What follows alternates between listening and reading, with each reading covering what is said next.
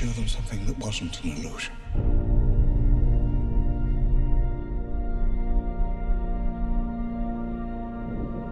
Something that was real.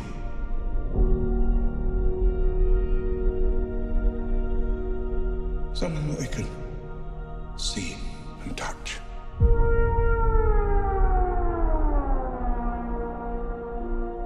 Creation is an act of sheer will. Life will find a way. Hello and welcome to the road to Jurassic World Dominion. What do you want to watch is look back at the massive dinosaur franchise that taught us the difference between an Ankylosaurus and a Mosasaurus. It showed us that life, finds a way. I'm Ash, I'll be your host for this expedition, and joining me on the trek to Island Nublar and beyond is Dylan Blight.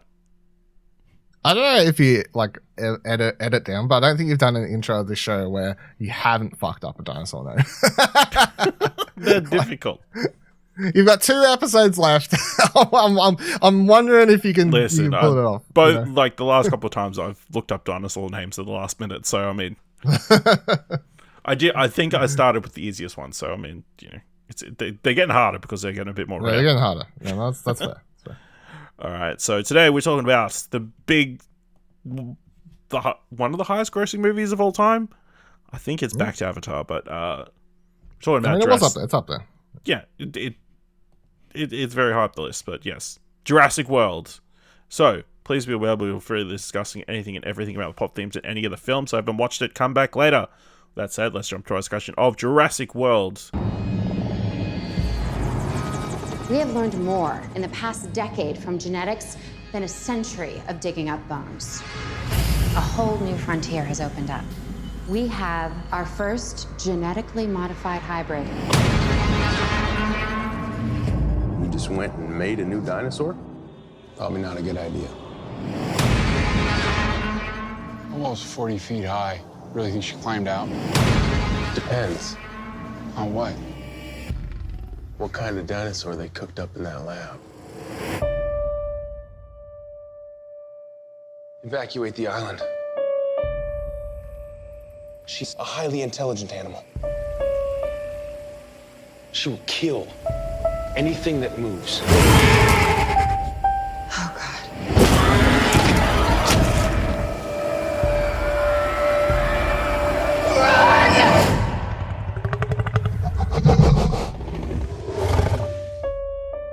Directed by Colin Trevorrow, screenplay by Rick Jaffa, Amanda Silver, Derek Connolly, Colin Trevorrow, story by Rick Jaffa and Amanda Silver, based on characters created by Michael Crichton, starring Chris Pratt, Bryce Dallas Howard, Vincent D'Onofrio, Ty Simpkins, Nick Robinson, Omar Bekah Wong, and Irrfan. Located off the coast of Costa Rica, the Jurassic World luxury resort provides a habitat for an array of genetically engineered dinosaurs, including the vicious and intelligent Indominus Rex. When the massive creature escapes, it sets off a chain reaction that causes the other dinos to run amok. Now it's up to a former military man and animal expert to use his special skills to save 2 young brothers and the rest of the tourists from an all-out prehistoric assault. Dylan, when was the first time you watched Jurassic World? Were you one of the many millions who went and see it day one? Yeah, Wednesday night, preview screening. Wow. Or whatever. Pretty keen. You know what I mean? Yeah, I was keen as. We've covered. Jurassic Park I loved as a kid, the film, so I was keen. I was keen being. Yeah, I think I saw it pretty early as well, so just because, you know, it was the biggest movie of all time. And it did, just generally the concept is cool, but yeah. What do you think of Jurassic World? I think it's okay.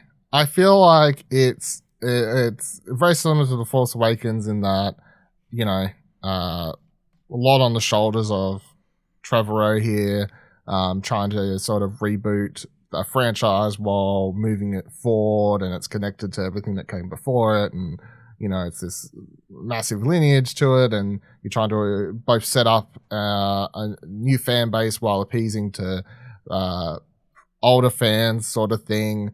I think it's a very fun movie. I feel like at times it's whenever it tries to do something new, it then follows it on with a scene that feels very, I don't know, like paint by numbers, I guess. Like it's like sort of 1 foot in, 1 foot out of like how risque it wants to be with what it's doing. My biggest problem with the movie is that I don't like the kids. Especially like doing this rewatch like in, you know, one a week. It's hard to, like, I'm watching these kids going, fuck, the kids in the first movie are just so good. Like, so much more likable and enjoyable to to spend time with. The kids in this, I don't like either of them. Just sort of boring and annoying. And then I think the other problem is that this movie, I don't know if it was directed in a way that anyone ever thought they were making something that's scary, but I don't feel like there's anything in this movie that's scary, to the point that I even wonder if it was even ever trying to be scary. I don't feel like there's a scene in a movie that ever tries to be as scary as anything from the first or the second movie. Like, I know, or even like the third movies, as we talked about last week, I don't think that movie is particularly scary. I think the scariest is when they're in the birdcage thing, you know, like whatever's happening there. And we talked about how the problem with that is how they start out in like the daytime, and, you know, dinosaurs don't look as good, and, you know, all this sort of stuff. But I don't think the Dominus Rex is scary. I don't feel like the scene where the kids are in the bowl is even scary. I just don't feel like any scene in this movie that potentially was supposed to be scary is ever scary. And to me, Jurassic Park, my problem is that the franchise is it's a horror movie to me. Like, it started as a like thriller horror movie. The first Jurassic Park to me it's scary. It was made to be scary. It was made to scare people. It scared me as a kid. That's the genre. The genre is it's supposed to be scary. I'm not saying it's meant to be just for adults, but it's supposed to be scary enough that it should scare kids. So my biggest problem with this is I don't think it's scary enough. I don't think it tries to be scary. I agree. I don't think it tries to be scary. I think it's trying to be an action movie.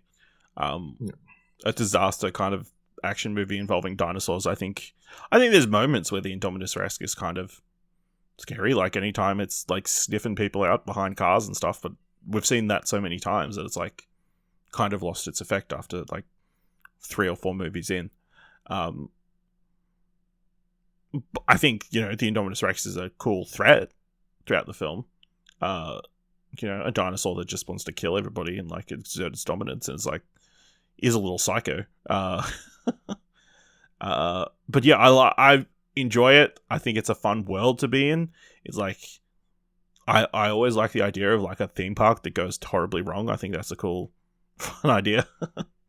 But you haven't watched the series Westworld. You've got me there. But yeah, I just like seeing the actual Jurassic Park idea being fulfilled, you know? Like seeing all the rides and seeing all the exhibits and like seeing my favorite thing in the entire movie is like the little Tyrannosauruses that they have little like pony rides on.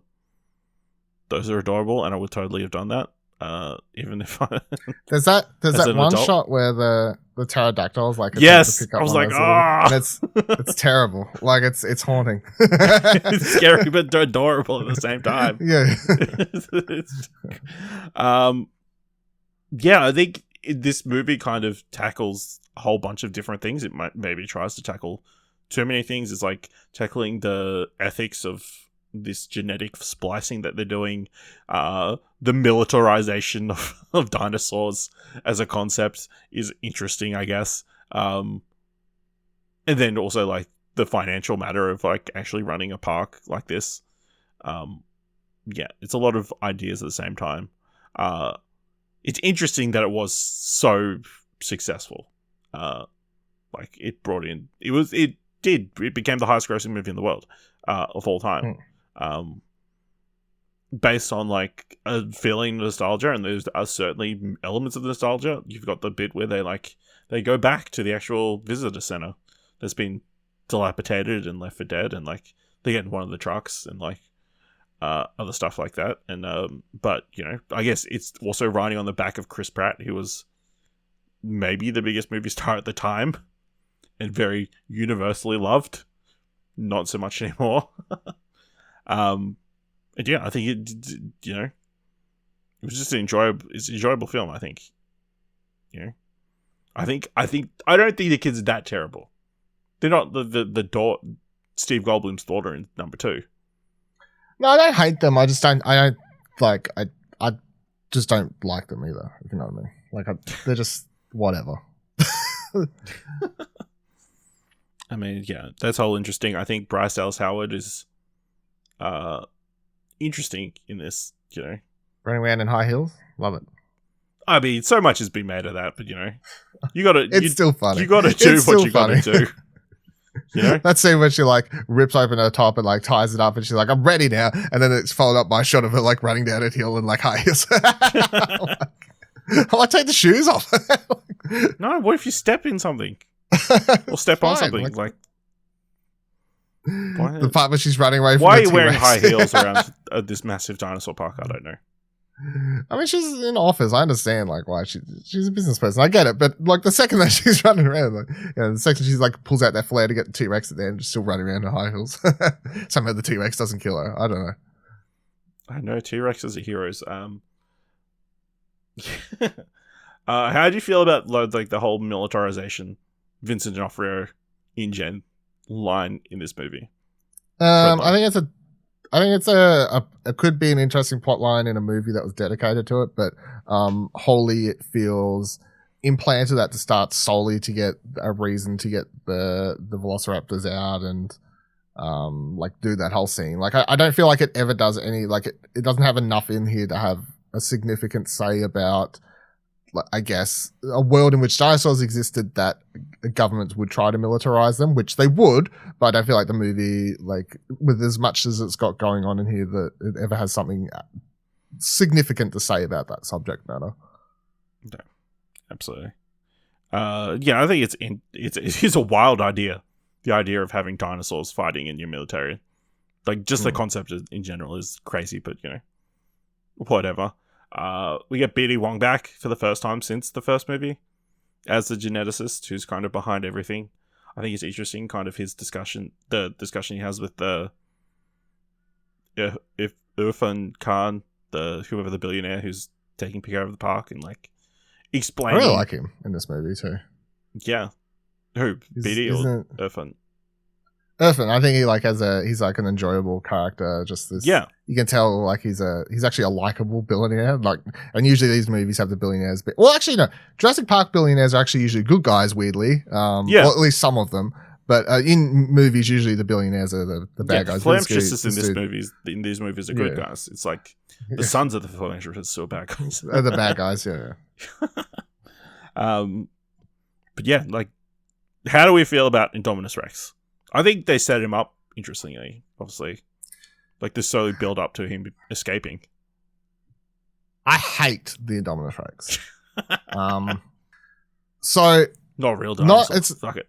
Yeah, I never. So the movie, I get what they're trying to do. It's like, how do we move the franchise forward? And it's like, look, we need to create new dinosaurs. Like it's both. Like, it's sort of meta because, like, a lot of this movie's like most interesting stuff to me is like, you can take that shot where they're like feeding the T-Rex and the kid's just like texting on his phone, and they have all the plot lines about people not being as impressed by the dinosaurs anymore. And like, you can take that all as it totally in this world, that's what would happen. But also it's sort of meta for in a world coming out whenever this was 15, 16, would people be as impressed by a dinosaur movie as by T-Rex? By T-Rex as they would have in the 90s. And the answer is no. It's always that thing that's like, if Jaws came out today, would that do anything for anyone? And the answer is, unfortunately, no one gives two shits about Jaws. Like, Jaws isn't going to be an impressive, it's a shark. Like, in the world of Marvel movies and shit. That's why you should not watch it now, because, you know. No, that's terrible. You stop yourself before you get murdered. Like, I'm just saying there's someone that lives near you that would murder you. So I enjoy that whole meta thing, but I just think, like, as a story point of view, I just find it kind of, whereas in the original, they're like, look, we've got these things. Like, I totally buy into it. Like, I have no problems with we found, you got these mosquitoes, blood cells. We just like insert this one thing, and that like solves the problem. So they're not 100% dinos, but, you know, like, we just need this one extra ingredient and we solve the problem. And I'm like, I totally buy into all that. I'm like, yes, science. fuck yeah. Like, but this one where they're like, we need to make a new dinosaur. So we got fucking frog's legs and velociraptor juice, and we just like put it all in a test tube, scramble it around, insert new dinosaur. I'm a bit like, is that really, like, is that a thing? Like I just don't buy into it as much. Yourself. Yeah, maybe that's the reason I never rushed to watch the next one from what I heard. But yeah, I don't know. It just doesn't do as much to me because I liked the science behind the original setup for Jurassic Park, and now this, like, it makes sense. The problem is that I totally get it. It does make sense for both the world and the franchise, but I just don't, like, you get that shot near the end of the movie. They're like, where they give you a clear view. You can sort of pause the movie and make out all the different species that are within this, creatures and stuff like that. But I'm like, it's so much. Like, it's a lot. Like, it seems just too done. Like, it's almost B movie, like fucking Sharknado level of, like, let's combine a bunch of shit. Yeah. All right. Dylan, who was this week's dinosaur MVP? T-Rex. I really like that the T-Rex becomes the hero, and it's like metaphorical. Like, I love you can take it as this, the old school beating the new school, and I really enjoy that shot of it up on where the movie ends, where it's on the station, the helicopter pad, and it just lets out that final T-Rex roar over the park, and it's finally, it's like the king of the park finally has taken it back from the humans who come in and, because when you think about it, right, they lived on this island as just a dinosaur island for like 20 years or whatever.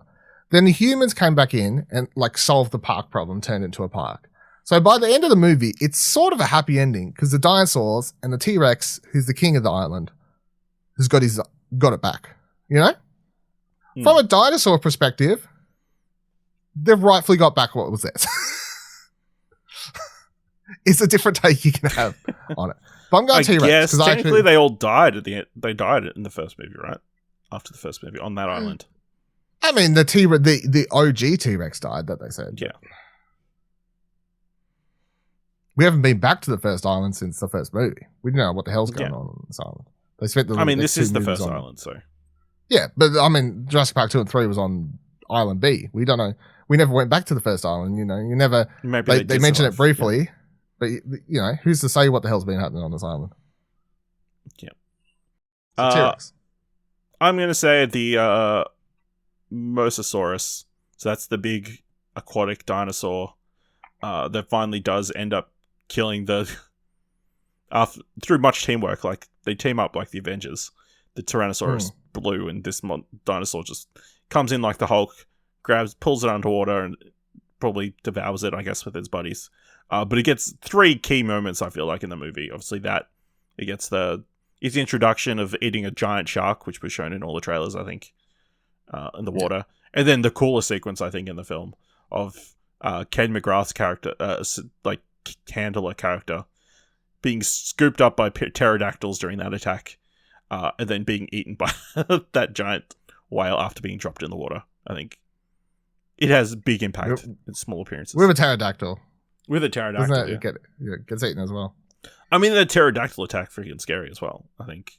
Yeah, that's my runner-up, but I just don't want to pick up after I picked the pterodons last week. Yeah, that's true.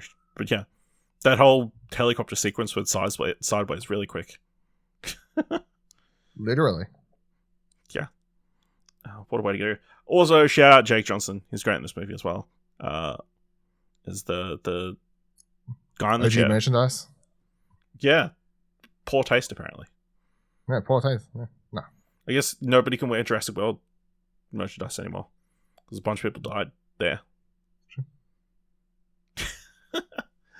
Anything else you feel like we need to discuss for the movie? How do you feel about velociraptors as dogs, effectively?